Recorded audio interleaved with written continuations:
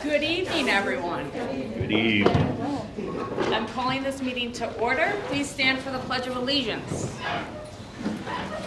I pledge allegiance to the flag of the United States of America and to the republic for which it stands, one nation, under God, indivisible, with liberty and justice for all. Hello, everyone. Thank you for joining us this evening. Please be advised, in the event of a fire emergency, an alarm will sound. Please note all emergency exits and evacuate well away from the building. At this time, we request everyone turn your cell phones to silence. Thank you for your cooperation. First on our agenda is additions, deletions, and changes. Dr. Chanel. We do have one deletion this evening. The presentation we're going to do for the tax collector's report, I'm going to remove that this evening. You'll see that again. I'd like to make a phone call out to STAR and do one more confirmation before I present this. Sounds good. Thank you very much. Thank you.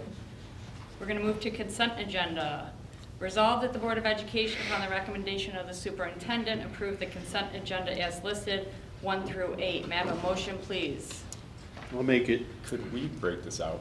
Absolutely. Would you like, what do you want Okay. broken on?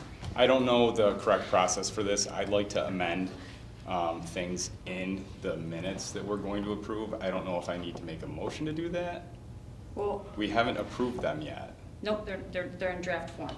Okay. Two things, we have it in front of us. I was wondering if we could amend, it says members absent, and I was absent. I walked in at 6:02. If we could put a parentheses 6:02 next to that.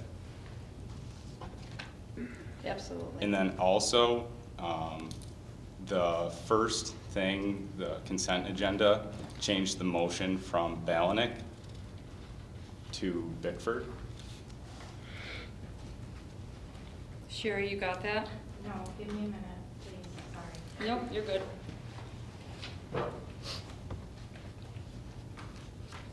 It should read Bickford, seconded by Dietrich. Yeah. I have it. And then the vote is correct on that. Okay. Anything else from there? Thank you. So I don't believe we need to separate it. We can make those amendments and vote on it all at once. Thank you for bringing I'm that to fine. my Yep. attention. All right, we got the consent agenda, 1 through 8. May I have a motion, please? I'll make it. A second? Second. Any further discussion? All in favor say aye. Aye. Any opposed? Motion is carried. We're going to move on to communications. We are going to talk about our points of pride. And Mike, you are starting us off. Uno momento. The elementary hosted their annual kindergarten feast. It was a wonderful time with many smiles and full tummies. We are extremely grateful for our cafeteria staff who prepared a delicious meal for kindergarten families to share together. Our students and their teachers decorated the tables and auditorium beautifully. You can tell that our Raiders have been learning all about the meaning of giving thanks. The elementary PTO successfully hosted a free holiday crafting event for our families, officially kicking off our hometown holiday celebration. Fun was had by all, as families decorated ornaments, created festive holiday cards, shopped at the book fair, and enjoyed festive read-alouds. And congratulations go to our amazing elementary musical cast and crew who put on 4 fantastic performances of Dare to Dream. We could not be more proud of all the work that went into this year's production over the last few months. A special thank you to our directors, Mrs. Hodge and Mrs. Thompson, for their expertise, Mrs. Kozinski for being the ultimate cast chaperone, and all of our parent helpers, alumni, and current middle and high school students who work to support our cast of 49 and help them shine. This year we welcome a foreign exchange student from Berlin, Germany. Gisa, is a junior as a part of her study abroad program. She is required to give 2 presentations. Gisa recently completed her first required presentation with Mrs. Kaczynski's 3rd grade class, sharing a vibrant look at life in Germany. Students learned about the country's flag, location, traditions, food, sports, and school systems. The visit concluded on a delicious note as Gisa taught them a few German phrases and treated the class to samples of freshly baked German cookies. What a memorable learning experience. I also wanted to note she did a reading raider for the elementary school that was super cute. So if you haven't checked that out, it is really very cute. On November 24th, our high school student council leadership team attended the NYSCOSA conference in Niagara Falls. This year's theme was Electrify Your Leadership. Students heard from speakers and attended sessions on communication, public speaking, elevator pitch, and collaborative leadership. They also participated in an American Heart Association hands-only CPR class. The team is excited to apply their knowledge and bring innovative ideas to our hallways with the purpose of making the best experience for every Raider. And then congratulations to our senior Hannah Harmon and sophomore Abby Hunt, who represented Caledonia Mumford at the 2025 New York State School Music Association Zone 3 Area All-State Concert on November 22nd. Congratulations, Hannah. Thank you. Congratulations. Good job. The Caledonia Mumford National Honor Society hosted their second annual Turkey Trot on November 22nd. All proceeds from the event were donated to our Raider Locker Food Pantry. Thank you to the National Honor Society advisor, Mrs. Mart, Mr. Josh Shelton, and the Caledonia Police Department for their efforts in helping to make the event a success. Thank you. And under the direction of Mr. Dylan Youngs, our senior class entertained us with a rendition of A Tea Cozy Mystery for this year's annual senior play, which was transformed into a dinner theater this year due to the Capital Project. The show, written by high school English teacher Mr. Paul Maloon, guided the audience on a journey of solving a mystery at the Myers estate after they enjoyed a pasta dinner. Students showed their fantastic acting skills and kept the audience engaged and laughing all night. Thank you. Before moving on to our committee reports, I do want to give a brief update on our outreach last night. Becca, Peggy, and I were at the middle high school chorus band concert and had like a table set up, and we're eliciting feedback from the community around the questions we developed in our workshop last month. I think it went really well. It felt like it went well. We had 20 responses as of this Oh, morning. really? I haven't gone back to Well, look. that's I'm happy with that. Mhm. Like, Oh, yeah, that's so it went well, and I think it was well received. My observation was that people were excited to see that we were engaging with them and asking for feedback. That's sort of how I felt. You guys can share your thoughts. It's just that I asked somebody who's from Russian. There were a few non-district people. Yeah. But for the most part, I felt they were quite receptive to us. They Yeah, seemed like, very oh, very excited much. that we were asking, and a couple people said, oh, let me think about this. I really want to Yeah, think about it before I respond. that was good. So And I learned how to use my Peggy learned how to use a QR code and taught somebody. And I taught somebody. Kathy, yes. All right, we are going to move on to board committee reports. Shared services. Becca, would you like to give an update on shared services? Sure. For shared services, we just met recently, and we kind of went over what went well, what we needed improvements on, kind of the future, working collaboratively with Leroy and talking about how our football and soccer programs have really joined the whole programs and how that seems to be going forward in the future, and kind of discussed a little bit about wrestling, how the modified is combined, but we are keeping both of the varsity separate because those coaches have worked really hard building up their programs, and they're able to field teams at those levels. And kind of one of the pitfalls that we're still kind of working out the kinks is the transportation and figuring out exactly what's expected for the parents versus the schools, and being able to go over that with the ADs and get that a little bit smoother, hopefully, next year. Very nice summary. You're so good at those, Becca. Any other committee reports? Did Compact meet? Elementary compact did not meet because the PTO was busy working on Christmas stuff. Okay, The middle high school did, okay. and we had hoped to have had students that were able to come to the meeting. However, because their meetings are in the evening and most students are very busy with work and athletics and outside activities, they filled out a survey instead, and we got the results of that survey. And the survey was how the students felt they were prepared for work, trade school, or college, what the school is doing to help them prepare, and how they felt the school did. We kind of talked about it briefly. We're all looking over it, formulating questions, seeing if there's something we need to dig into more when we meet in a couple weeks, next week actually, to go over that again and see if there's more information that we need. And also the document that we're making, we have decided to add kind of a new column to it about what the parents kind of need to know. Because the document stated what the school is doing at each grade level, but we're also, this is to help parents feel that they are involved and understand exactly what the school is doing. Do they have information on, do they still have the, what's that terrible thing we used to have filled out, FAFSA? yeah. Yes.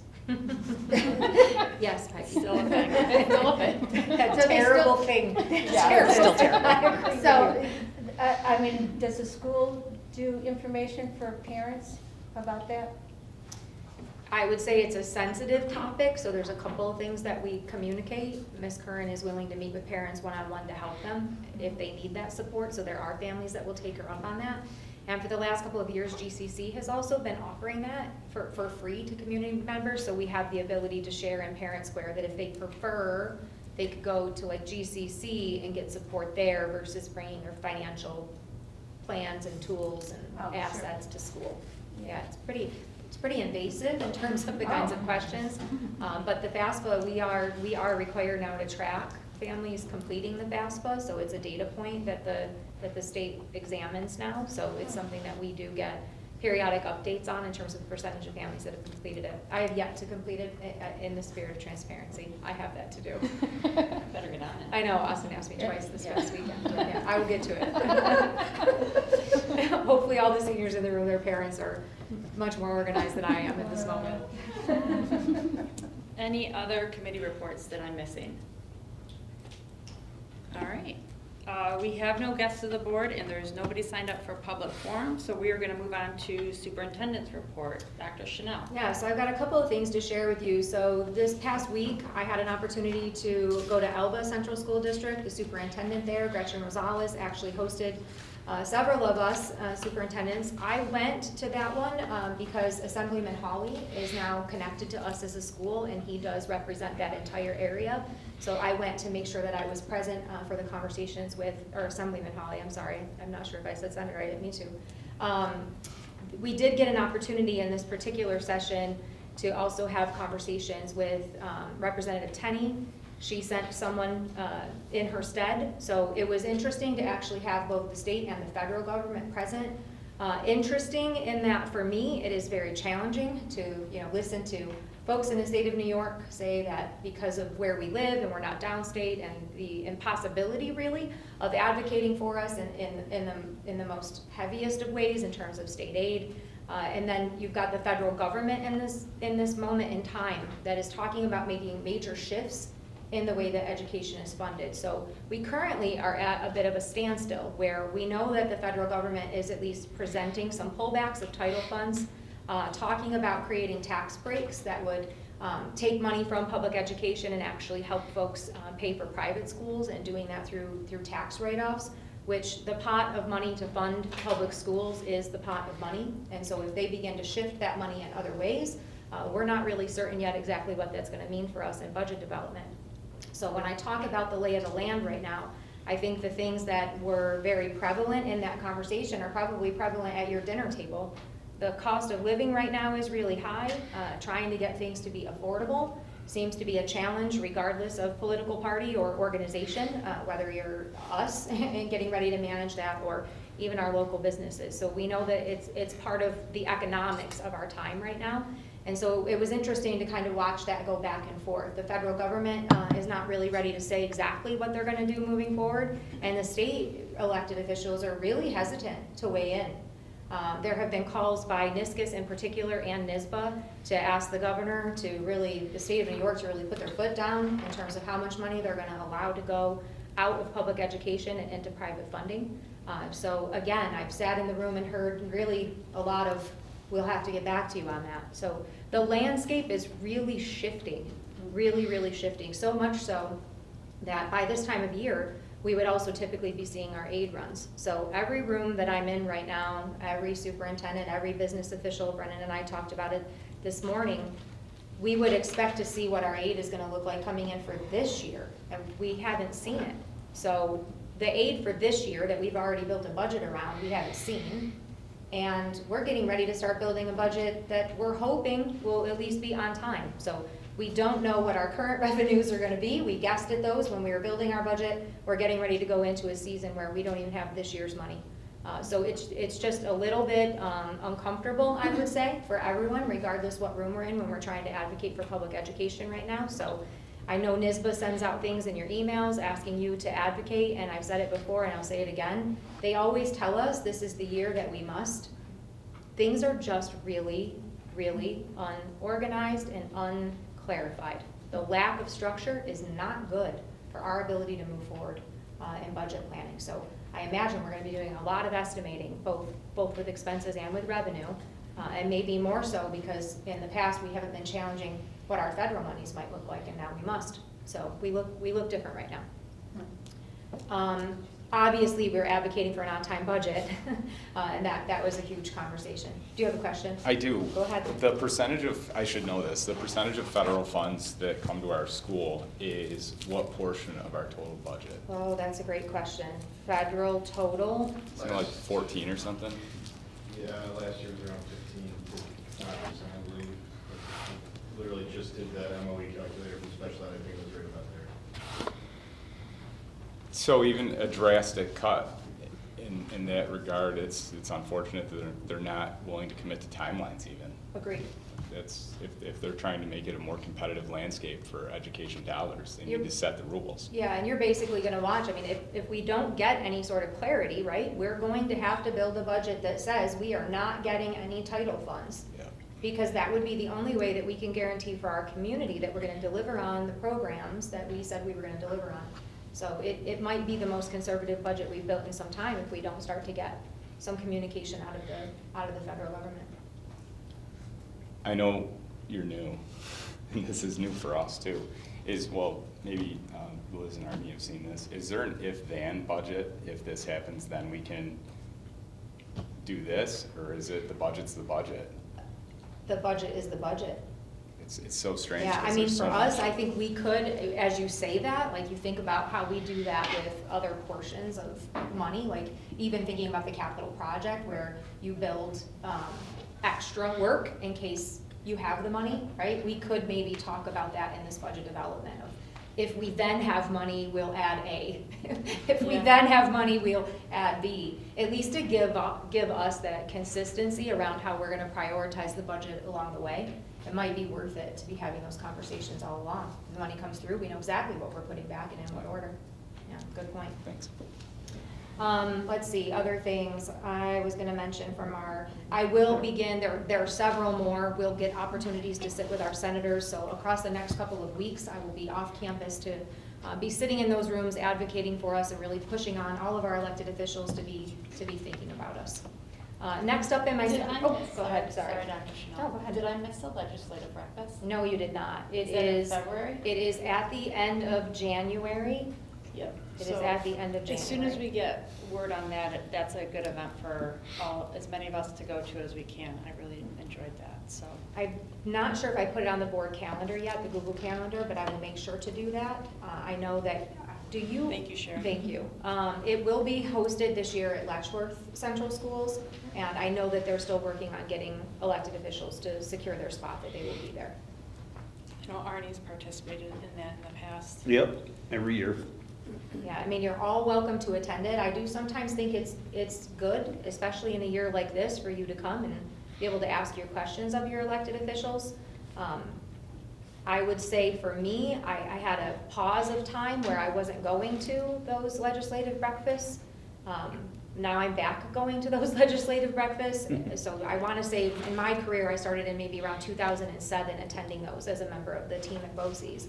And it really is interesting to watch the politics around what it looks like for people when you're pushing. And I do think if you don't go and you don't push, they believe that maybe that's not as big a deal for us as what some are making it out to be. So I do think it's a year to set it aside and attend the breakfast. Next up for us is a celebration that I'd like to share with you. I did put it in our newsletter, this past newsletter going out to the community. We were awarded Best Schools by U.S. News and World Report at both the elementary level and at the middle high school. So I want to just share a little bit about U.S. News and World Report and what it does. So basically they examine all of our data points. At the elementary, they focus really heavily in on our ELA and math results on our state assessments. So we've talked a little bit about what does it mean when you're looking at data like U.S. News and World Report versus when you're looking at just our overall percent passing rates on an exam. What U.S. News does is they take a look at our demographics. And they say, like, based on socioeconomics and demographics, and even when we're talking about disability and disability type, they sort of hold for the data set. And so when they're examining, especially for us, our students in poverty, we outperform all expectations. And so the school district, if you remember back in the day, they used to call us a reward school, and we would be acknowledged for the fact that our students that maybe live in poverty are still reading and handling mathematics on these formalized exams at the same level as their peers. And we're definitely still there, where you don't see the difference when you're looking at our data points. So it's much to celebrate. At the middle and high school, they look not just at Regents exams, but this one actually they start to look more at your college and career readiness. So if you have really good college and career readiness indicators, which are advanced placement courses, weigh very heavily on the college and career readiness indicator. That's really where you see the middle and high school starting to shine. So we have climbed pretty significantly since we launched our strategic plan and added a lot of APs, putting them in very strategic areas. This year, our rankings placed us 13th in the Rochester metro area. So congratulations, Caledonia Mumford. Great job. The fact that we're giving our kids lots of opportunities and college experiences is paying off in the way we're being identified. So I actually, the faculty received a separate letter from me, just really thanking them for all of their work, because in the end, it's not just about saying that we have opportunities, it's about people helping kids be successful within those opportunities. And something that we started a few years ago, when we hit certain milestones or a teacher hits a particular milestone, we actually have pins that we've created that the teachers get to put on their lanyards. So when we are acknowledged by U.S. News and World Report, everybody in the district actually gets another pin. So the teachers had extra bling added to their lanyards this past week. And again, I know that sounds kind of maybe like not the biggest gift for them when they've pulled off such a heavy feat, but I think for all of us, a tip of the hat, everyone appreciates that. So a giant thank you to the entire faculty and staff, both at the elementary and middle high school, for making things happen for kids. That's amazing. Congratulations. Yep. Thank you. Big deal. Okay, next up on my superintendent report is we're going to do just a brief conversation here about full day pre-K.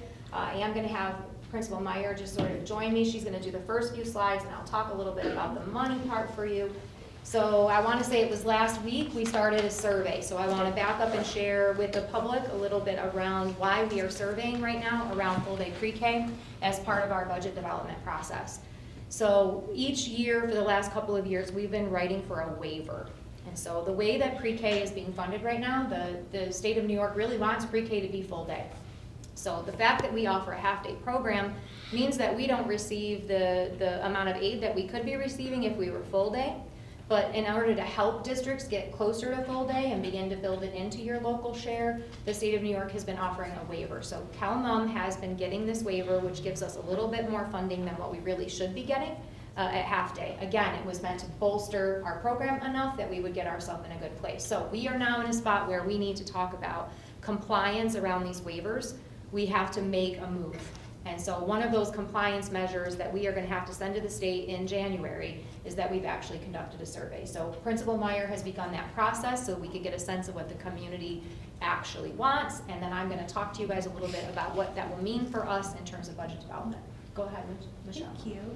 So we sent out a survey. One thing I should mention is Shannon Larson does an amazing job in the registrar's office keeping track of the census and who we know may be coming to pre-K. Partly because she's in the community and she knows people, but she will start the list and we start to go from there. After that, it's really a shot in the dark. We have to start canvassing, we have to usually send out information about our information night for pre-K, and that's how we start to learn who's interested in pre-K. Really starts about now and it goes all the way into August for our planning to see what our numbers are. The state has asked us to consider moving at least one of our classrooms to a full day section. Right now we have 3 half-day sections. We have 2 a.m. and a p.m. section. So they are encouraging us to do what we can to canvass the community and see, and Becky will talk a little bit about what our budget can hold, but can we move at least one of those classrooms to a full day experience? So we began by sending out a survey. We used a fancy QR code too, Peggy. We used that. We put it on Facebook and then of course through Parent Square and asked people to share it with other community members as they could. We have received, as of this week, about 34 responses. But this is also the survey. What happened was, and I'll talk about what's in it, but what was great about it is we had our list of about 36 students that we knew were eligible for pre-K this coming year. We discovered 4 more that are interested in coming, so our numbers are getting bigger just from this quick survey. So that's the first part. So we wanted to ask which pre-K model would parents prefer, families prefer that we offer their children. So full day, half day, or do not care. Overwhelmingly, 73%, 73.5% said they would prefer full day. We'll talk about what that looks like in a moment. And then the other 23% said they would prefer half day, and a little percentage said, doesn't matter, just get my kid in school. So, and then we also wanted to ask that if only half day was available, would you still bring your child? So for somebody that has been doing a lot of UPK information nights, I hear it year after year after year. When are you offering full day? There's many reasons of why, but from a family perspective, I mean, it's really helpful to have, as working parents, your child in school all day, right? Convenience of that alone, not only the academic benefits that we'll talk about in a minute. So I'm not surprised by any of these numbers. And then of course you have the families that are like, no, if you offer half day, I can't make it work and I'm going to have to figure out another means, another method. So the survey results, again, not surprising. I've been hearing this for quite a few years.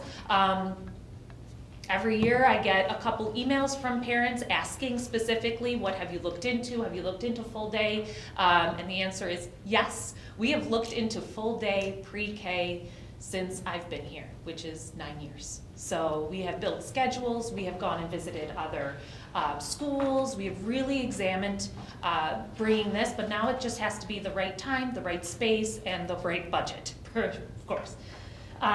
So when asking though about pre-K full day, 18 family members felt it was really important to them, right? Like, I want to send my kid to a full day. And I think it'll be important to just show you what that looks like versus what a half day looks like, what experience looks like, and we'll just talk about it in a very general term. And then Becky will talk more about the budget side. Okay. And the survey is still out, and we will also push it back out again. Okay, we still have time for that, so try to get a few more entries. All right, so on this slide, you'll see the difference between a full day and a half day model. Right now, I'm going to take you to the half day model. That's what we run. 2.5 hour day. We do heavy academics, obviously, based on the New York State standards. We have social emotional components. We focus on core readiness, getting the students with their basic foundational skills, shorter blocks of time. Right now, snack is provided to our students, and there's no rest time. It's just a 2.5 hour day. They come, they go. This may be preferred by families seeking a gradual entrance into school, right? We all know that developmentally, I had one of each. I had one student, one child that was ready for full day, I swear from the womb, and then the other one that would still want to be home napping, and prefer a little ease into school. So I understand completely both sides of each child is different. So my ultimate hope is that we can offer a blend of both. So that's our half-day model. Everybody's used to it here. Full day, what that would do, we would push to a 6-hour day. We would increase, of course, our instructional time. And just like everything in New York State, we have parameters and pieces of this puzzle that we have to follow. So we would have deeper engagement for, of course, our academics. Students would experience, of course, lunch, breakfast, snack throughout the day. Rest time is also part of the day. That is part of what is required. So we would have a structured rest time and then more consistent schedule to support what a kindergarten day looks like. We would work to offer some sort of special area. They have to have some sort of physical education, but it doesn't have to be delivered by a PE teacher directly.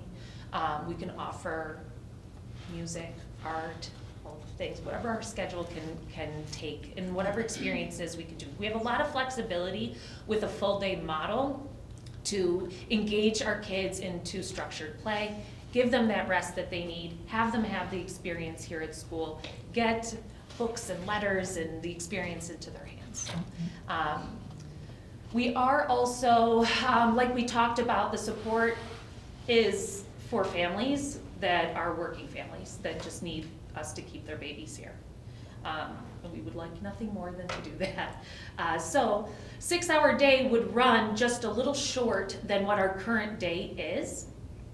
For multiple reasons, that when we start to get into scheduling, we'll need the 6-hour day, plus 7.5 hours. You push that little time for a 4-year-old. It wouldn't be fun for anybody. But we are exploring the potential of having the wraparound care like we currently have now with the Y. What I learned, this just in today, so this is coming from memory of just an hour ago email. I contacted the director over at the Y and said, if we were to go to full day pre-K, would you be able to offer us a wraparound care that starts around that 2 o'clock time? And she said, the time isn't a problem. It's when you have 4-year-olds, the requirements are different. And so you need a different certification for her employees to be able to watch the students. And they can't be mixed in with any other grade level other than kindergarten. So we would have to have after wrap care in 2 separate spaces with more supervision.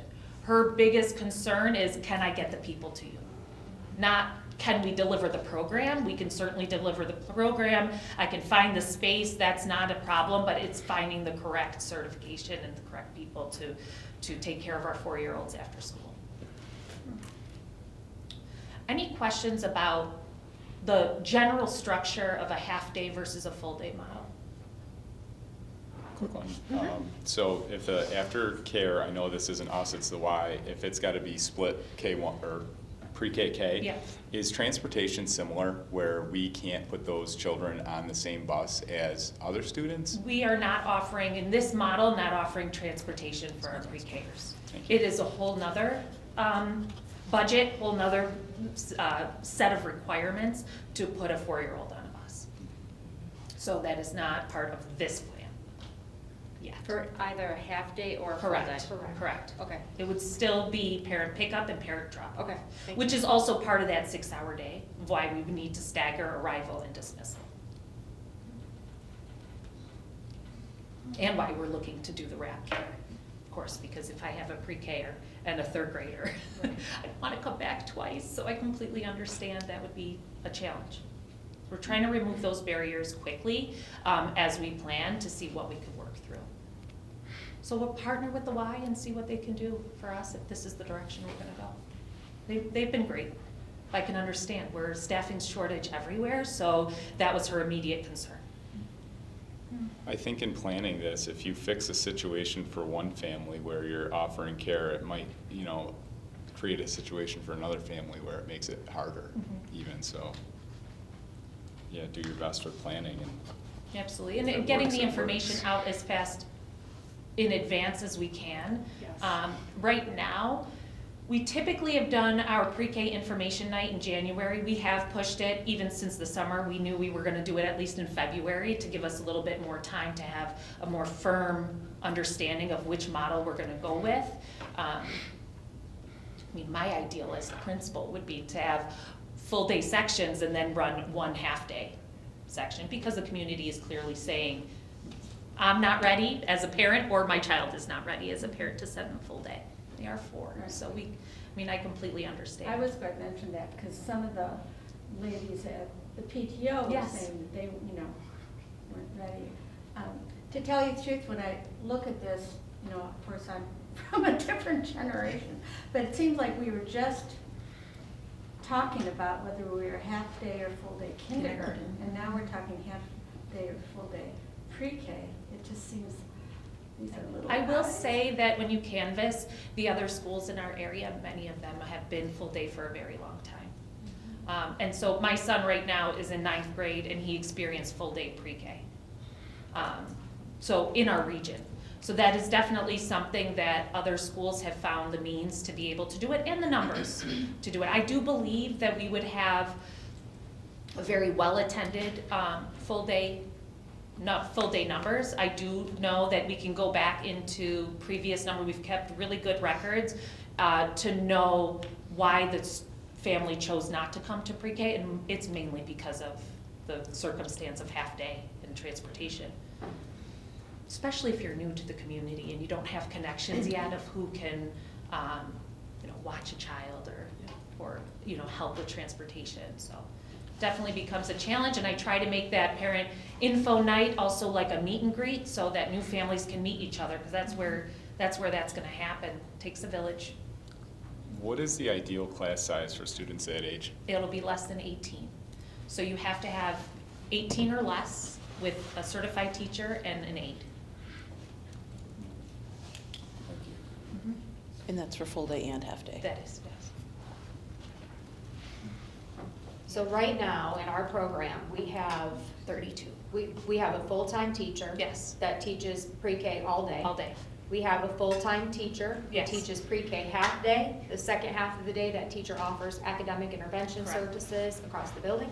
And there's currently an aide in both of those Yes. classrooms. Same thing though, the classroom where the teacher is half-day pre-K and then half-day AIS, the aide is then used differently Yes. in the afternoon. So we can flip to the next slide and we'll start talking about budgetary implications, where I am gonna be maybe a dream killer. I know it. I have to tell you my dream first, and then she can kill it, but I will tell you what I'm working on. I think very similar, right, as we start to make decisions for moving forward. I think you're gonna find that when you build a system, right now we're running a half-day system and it doesn't work for people who want full day. And so people that want full day have had to go find that someplace else. If we decide that we're going full day, we probably can't help the folks that are looking for half day. People that want half day are probably gonna have to go someplace else. In an ideal world, we'd be able to do both, but as you guys know, and I think our community understands, we have to try to balance out what we can actually afford to do as a school district. So for tonight, I wanna talk a little bit about what maybe we can't afford not to do, all right? So on this slide, you're actually gonna see a little bit around what happens with our aid from the state of New York for pre-K. So right now, we run a half-day program. Funding in terms of aid from the state of New York is $95,000. We are actually writing for a waiver. When we write for the waiver, we're actually telling the state of New York that we are going to work to build a full-day program. So they're anticipating, which is why you heard Principal Meyer say, they expect that we're gonna at least go to one full-day classroom. Even if we can only do one full day and then do 2 half-days, like they don't really care how we build our program, but they've been giving us a waiver, so they would like to see us begin to move forward with creating a full-day program. The money that has been set aside at the state level to fund pre-K is meant only to fund full-day pre-K. That's what it's for. So the waiver that's there, again, is to try to help us get closer to the state school. So it's been the goal all along for them to be full-day. So with the waiver, $133,136. basically, there's a penalty to us for having a half-day program. If we were to take the same number of students that are enrolled in our programs right now and put them all in full-day programs, our actual allocation for full day is $259,059 in aid allocation.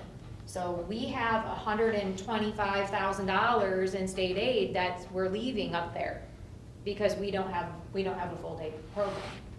So if we were to look at the way we're currently laid out, and we were to say, and we know, we talk about what would it cost us to actually add a full-time staff member, including their benefits and all the things, we definitely can add a full-time staff member with the difference that we have here. So pre-K for us though, that allocation is capped at 33. It's capped at 33, meaning they want us to have 33 full-time enrolled students in full-day program. If we get 34 kids enrolled in full-day program, we lose a little money. If we get 36 enrolled in full-day, we lose a little more. So the way the pre-K funding kind of goes is that they have developed for us an allocation, it's based on a particular number, and from that, they then expect that the district and with local share is gonna take care of the rest of what your community's need is. So there is money on the table that we could chase after with full-day pre-K. Do I think we can afford to do 2 full-day pre-K sections and then try to pick up a half-day section? I think we could do that at local expense. I think we would start to say that that particular portion of our program is now being run and it's not being aided. So it would be at local control. So I did dig just a little bit deeper into the data that the survey is resulting, and I think right now you're looking at about 8 families that have completed the survey so far that would want a half-day program. Everyone else really wants full day. If we tried to do just 8 kids with a teacher and an aide, you're talking about a pretty expensive classroom at the local share. But I do believe that if we decide to go to full day pre-K, the aid is sitting there for us to tap into. We definitely could continue this planning conversation and not feel like going full day pre-K would be a massive expense to the taxpayer. I would be encouraging us to chase after aid that we're currently leaving on the table. But if we went full day, we would have to drop from having 3 sections to 2, is that? We would either drop from 3 sections down to 2 full day, which would actually put us right at the number of respondents so far that they want full day pre-K. So as Michelle said, you can do 18 kids in each class, so 18 and 18, right? Gonna take us to 36, we're a little beyond that cap, right? So 2 classrooms full would be our sweet spot.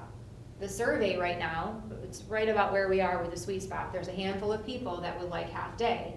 We would probably have to start talking about, similar to saying that we would want to look at wraparound services by engaging the YMCA, we would probably also want to help our families that have grown accustomed to half-day pre-K begin to look at other community organizations that we're not necessarily partnering with, but to help facilitate that, that early intervention for them.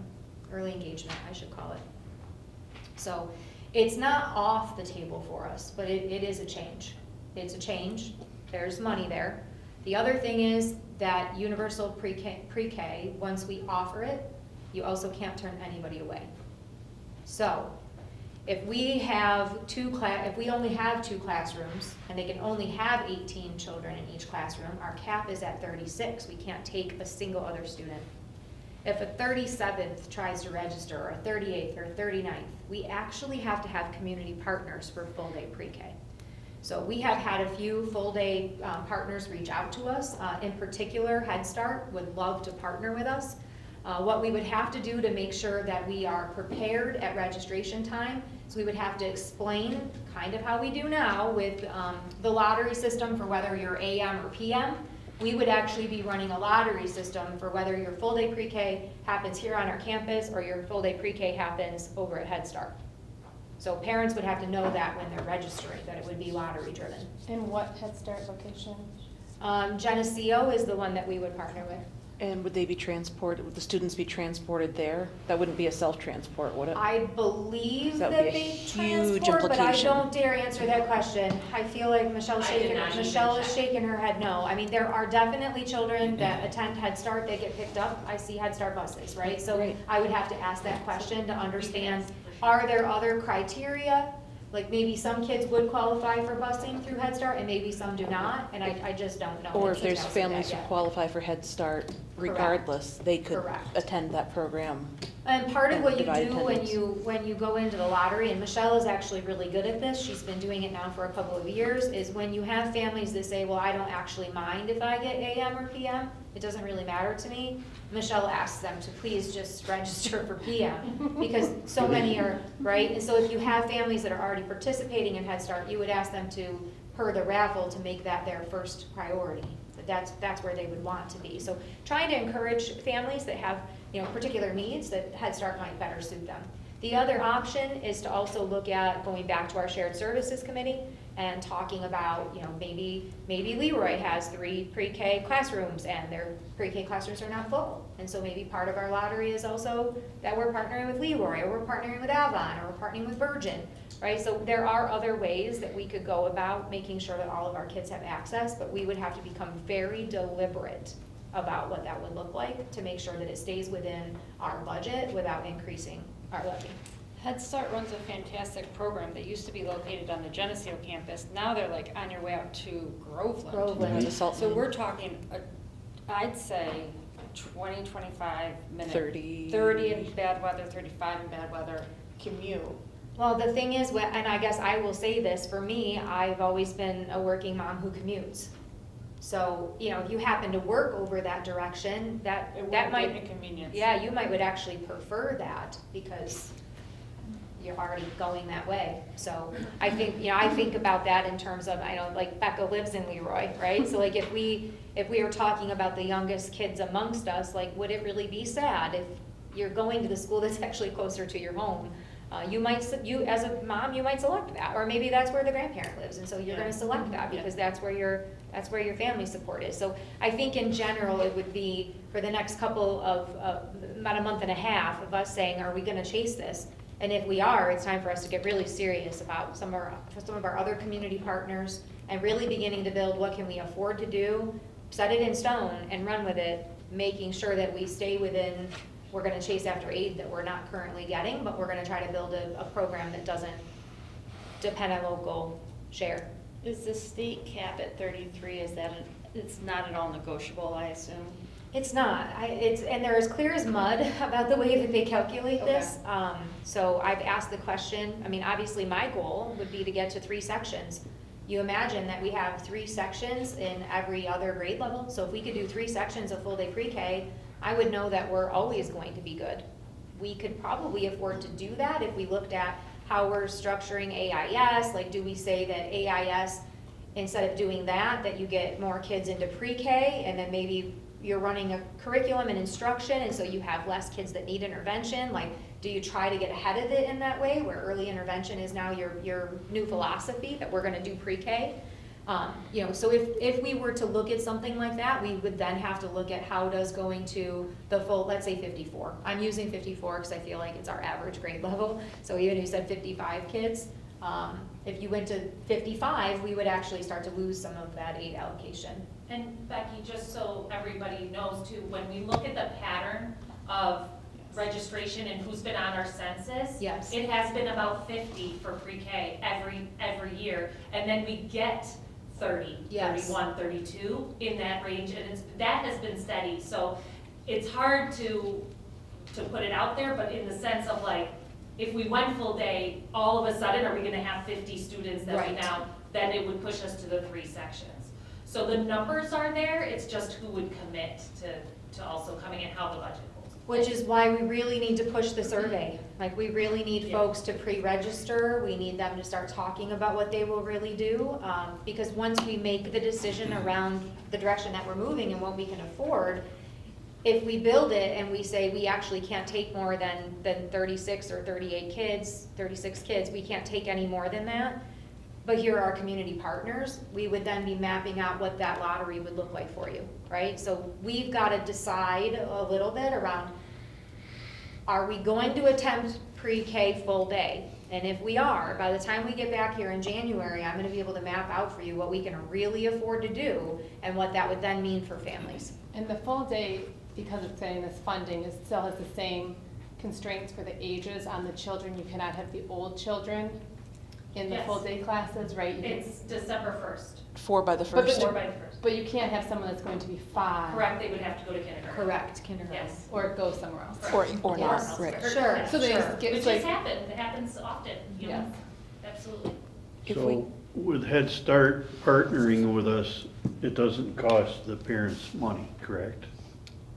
Head Start would actually, again, now we're getting into the nitty gritty. I think some of it is Head Start gets a little bit of our allocation. They also get an allocation of their own, and similar to what ours would be, Head Start also needs, this is from a conversation with their director.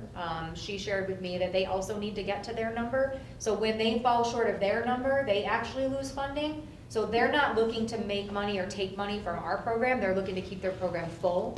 Mhm. Once they get full, obviously, they can't take more of our kids, right? So it's, you would have to have, from my understanding, multiple community partners so that you don't shut anybody out of access to pre-K. Free pre-K. Correct. Right, okay. Correct. If we commit to full day, are we committed to it from now until forever? Or is it like if we say, oh my gosh, next year we're only going to have enough students, to not fill, or I mean, we interest could- is there, like what's the We could ramifications? certainly make it part of our process that we train our community that we're gonna build our budget based off of your feedback, right? But we need you to early register for pre-K. And then if we get a sense from, like right now, this survey data says full day pre-K. But no, I guess what I meant was, are we required by the state, if we offer it once, Do we do we go have to after require, half do we have to No, I offer it mean, every year following? We're at half day right now, without the waiver, we're still going to get some aid, right? So we're still gonna get $95,000 if we just stay exactly as we are, Mhm.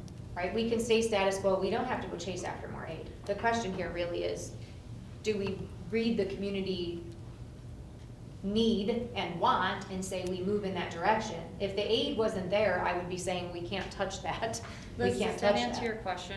No. No. It Oh, was, help me then. that if we offer it, say 2026, 2027, we offer pre-K, are we, full day pre-K, are we required to offer it 27, 28 full day? No, I mean, Okay. it's gonna change, It- it's just gonna change your okay. allocation, Okay. right? So you could revert back to To- what we get to- now. Right, to half days, okay. Building the budget for this so we're gonna honor 504s, I'm assuming, we're gonna do early intervention services or AIS for these children. So Megan, I didn't prepare you for this evening, but I'm gonna call on you right now, so, you can come to the podium, Megan. Join us down here. So he's actually asking about, student pre-K and special education services Yes. in Okay. particular. So can you talk about that? Sure. I'll muddy through it because preschool special ed services are anything but clear.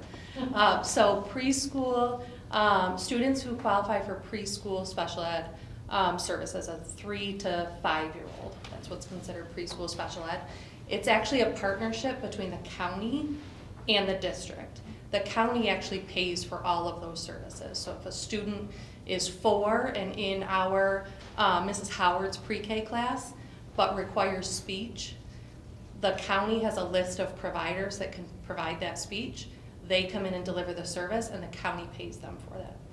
What the district is responsible for is just the logistics of it, making sure the student is, the parents' concerns are heard, scheduling an evaluation for them, holding the meeting, ensuring whatever is recommended actually takes place, coordinating with the county to make sure they have someone, that the student is getting the speech that they need, making sure their progress is being monitored. We just facilitate the process, but the funding doesn't, we don't pay for that. What changes for us when we go to full day pre-K? When we go to full day pre-K, the district can always enter a contract with the county and become one of those providers. We haven't in the past because we've never had an issue off the county's list meeting that need. The services, staff shortage, theme of always, services, that's getting a little bit tighter. We have never really had to put a student on a waiting list, and if we have, it hasn't been for longer than a few weeks or a month before a county provider was able to free up and fit them in. The landscape is looking a little more challenging. There's a couple names that are coming off the list because of retirements and things. So I would anticipate that that is gonna be harder to pull a name off that list. If you can't find a county provider, the district has the ultimate responsibility to meet that need, become the provider, and make sure the students' needs are met. So we've already started the process of applying to be a contracted employee or provider from Livingston County. So should a pre-K or in a new full-day classroom, because they're with us all day long, it would be really hard to say to the family, the state, to the district, we're gonna put them on a waiting list for services because this short list of providers from the county isn't cutting it, even though they're here with us all day, right down the hall from a speech provider. So we really have a responsibility to become that approved provider and make sure those kids' needs are met because they're with us. Are you More required to often. go with the county first, though? To use Say that, are you required to use off of that list first? Yes, you have, there's no way around it. So on that approved list, right now I can't, if I have a student who needs speech, one of our speech providers right now can't do it. If you knew a friend who was a speech provider and they're not on that list, they can't do it unless you go private, the family goes in private pays and connects. So it will increase our burden in that if the child is placed on a wait list for however long that is, a week, 2 weeks, 3 weeks, our providers would have to pick them up. We can also then bill the county for the service Mhm. because we've had to provide it. So it creates Yes, for us a I net think that's clear, neutral. but we, Yeah. the Net same thing, neutral. we're just another name on that list Mhm. that the county is responsible for paying to deliver The that service. last name on the. So does the county have a set pay rate that matches what we would compensate our employees, or is it? It's from the state, yes, there's a rate setting unit from the state, and they indicate what a half an hour service is reimbursed at. For example, I know just because I just sent some of this over to Brennan, speech is reimbursed at $75 per half hour, Okay. whether or not that's equal to a full-time employee's, mapped out if they have Right. that much, probably not, but. Well, depending on the Depend- schedule though, too, if they've got 2 hours of downtime or whatever they're doing that's not revenue. Right. Exactly. Yeah, I don't know how much downtime our providers have, but we did talk about that. Not the because billable hours. Right, but I think in general, what we might have to look at is the way in which we deliver some of our services. If we add pre-K, and so there's also that, you're talking about, OT or PT or speech, the sooner you deliver that service, the faster the results of the service, right? So we've talked a little bit about that. If early intervention is gonna be where we kind of put our cards, you're gonna have a couple of years where we're trying to build early intervention and transition some of our older kids into a different model. So I'm not gonna do it justice, but like you've talked about that, like the Right, difference so- between. Speech is the only related service right now that you can deliver that therapy to a student outside of having a 504 plan or an IEP. So a gen ed student who needs to work on their R sound can receive speech therapy without a plan, without a IEP or 504. And we do that, we call it speech improvement, based, the provider, or the therapist listens to them, does some testing, and says, yes, these are some errors that they have, and we're gonna give them speech improvement, and we do that right now. We would look at how many of those students are getting speech improvement, and maybe we need to switch our philosophy instead of improving later when it hasn't come along on its own, and having that provider prioritize servicing preschool students, which is also reimbursed. Oh, like a 1-to-1 aid would be reimbursed? No, this wouldn't be a 1-to-1 aid, this would be. But if you had a speech. student who needed, For preschool, does that Yes. happen? yes, Yeah. yep.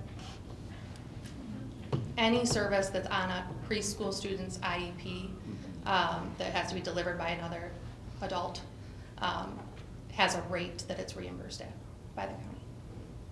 Okay.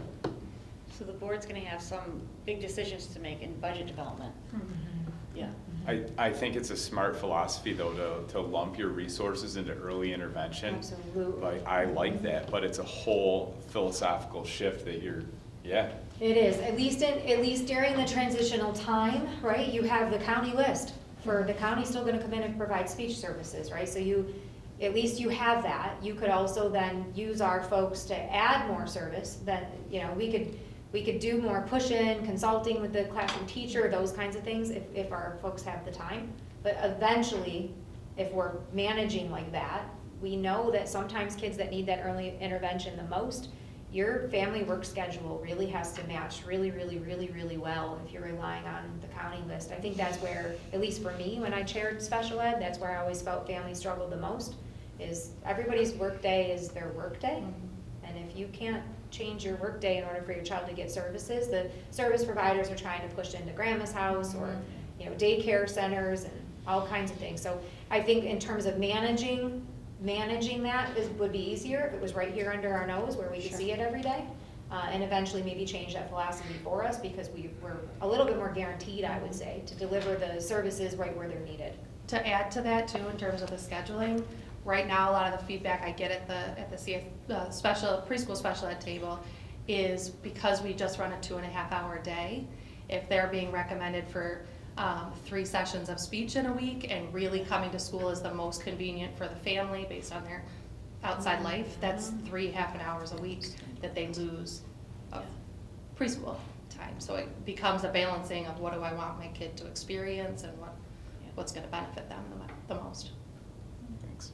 Thank you very much. So by the time we're together again in January, I was gonna ask. right, our data is gonna be a little bit more solid, we're gonna keep pushing this, and we're gonna have to start building out, like, who would those community partners really be? What would the cost of this look like? And kind of bring you guys some choices around what can we afford to do.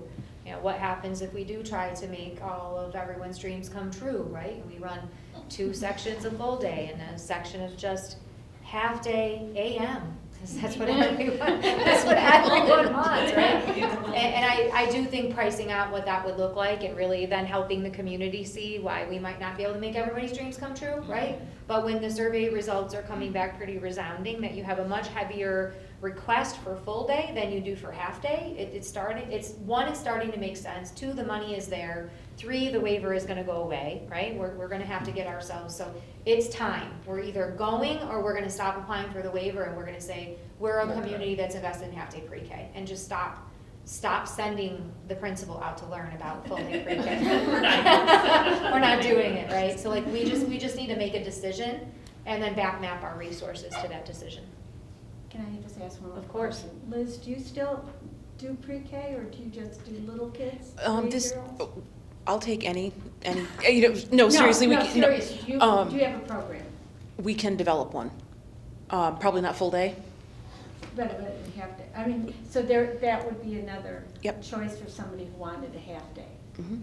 There are actual pre-K programs in the general area that are developed and going at private places, because I have an old child, so he was not allowed to come to pre-K here. And I wanted to have an actual pre-K class. I didn't want him he was old. He was ready to start school, but he couldn't do pre-K here. So we went and found a private place to put him. But again, the burden to paying for that was on our family. It's and significant. Right. so that is another It's an option. consideration. It is. So the all-call, I think, and you're, like I said, you're gonna watch it happening from Principal Meyer of really just pushing this survey out, trying to make sure that we canvass, who is going to come. And having good community partners, making sure people understand the lottery, what happens if you try to register in August, right? It's fine, you can, but you're gonna get whatever's left. Like if you come to register in August, it might be with this community partner, or that community partner, or that community partner, because it's what's left, right? So like, I think that would be a change sort of in how we kind of do things right now. People register up until the first day of school, right? So like we're doing this, there'd be a lot of communication that would have to happen, so the community would understand that it's different than maybe when you had a pre-K kid 2 years ago. And Becky, just to Yes. give timeline too, if we were to go to a lottery, typically, how we have it set now, it's after the budget, that next board meeting in May, if I'm not mistaken, that's when the lottery would take place right here. So just to give you timeline as far as where we would go, we could probably make it any time as long as we're all together. Sure. But that's what we that's what we put on our timeline for families regardless, even if I know that we're not gonna go to a lottery, that is always been part of our timeline. Okay. We just can't get wishy-washy, Well, and right? families need to Half be day, full day is Absolutely. different, and parents need to know so They they need to can plan prepare. accordingly. Yeah, so right now, we do have an info night scheduled for February. So whatever decisions the board can make from now until then, know that that date is set, it can always be moved. And then also the lottery date too. Yes. Thank you for all that information. That was a lot. Yes, That was it really good, was. thank you. So for next, it sounds like next meeting, we want to know the true budget implications. Yes. I mean, we should have the reimbursement rates for services that we're going to be shouldering. Is that doable? Yes, Yeah, we can't make a decision without all that. agreed. Yeah, all right, thank you. Thank you, You're That was a welcome. lot. Pre-K, I mean, it's been on the dock, so I think that's the thing that's intriguing. You just watch these guys, even Megan coming to the podium there and talking without being prepared to do that this evening. This is not a new conversation within the walls of the school. It's just a matter of we need to make a decision and move forward. So look forward to our next meeting together, just digging in much more deeply into what the structures will look like and how we fund it. Thank you, Dr. Chanel. Is Thank there you. anything else? I think that's enough. That's good. There is no old business, and our new business was taken off, so we are going to move to executive session. Resolved that the Board of Education adjourn to executive session at 7:06 for the purpose of discussing the following matters pursuant to Public Officers Law. Discussions concerning the employment and employment history of particular persons and matters leading to appointment. Discussions concerning the employment and employment history of a particular non-instructional employee and matters leading to resignation. And discussion relating to collective negotiations with CMA union. May I have a motion, please? I'll make it. A second? Second. Any discussion? All in favor say aye. Aye. Aye. Any opposed? The motion is carried. Thank you. Welcome back. We are back from executive session. I always wanted to do that. Resolved that the Board of Education return to regular session at 7:45 PM. May I have a motion, please? I'll Make make it. Second. Thank you. Any discussion? All in favor say aye. Aye. Aye. Any opposed? Motion is carried. We're moving on to our first item under personnel, approval of substitutes. Resolved that the Board of Education, upon the recommendation of the superintendent, approve the following substitutes for the remainder of the 2025-2026 school year. Jessica Casameno, teacher aide; Judy Mendoza, teacher aide; Aaliyah Kocher, thank you, teacher aide; Abby Maloney, teacher aide. May I have a motion, please? Make it. Second? Second. Any discussion? All in favor, say aye. Aye. Any opposed? The motion is carried. Thank you. Number 2 on personnel, resignation of wellness coordinator, LIFT project coordinator. Resolved that the Board of Education, upon the recommendation of the superintendent, accept the resignation of Molly Mart as wellness coordinator and LIFT project coordinator effective January 1, 2026. May I have a motion, please? I'll make it. Second? Any discussion? I'll just take a moment to thank Molly for all her time. She has done a fantastic job with this program, and she will be missed. Ditto. All in favor say aye. Aye. Any opposed? That motion is carried. Before moving to adjournment, just want to tell each and every one of you, if I don't see you before the holiday season, to enjoy your time with your family, be grateful for what you have. I appreciate you all. The commitment we have on this board, or the time commitment we make, is pretty significant, and we know that more than anyone else. So thank you, and I hope you have a nice holiday. Hope Becky, Dr. Chanel, you can get some rest. Adjournment. Resolved that the Board of Education adjourn the meeting of December 9th, 2025, 7:47 PM. Motion, please. I'll make it. Second. Second. Any discussion? All in favor say aye. Aye. Aye. Any opposed? Motion is carried. Have a good evening, everyone.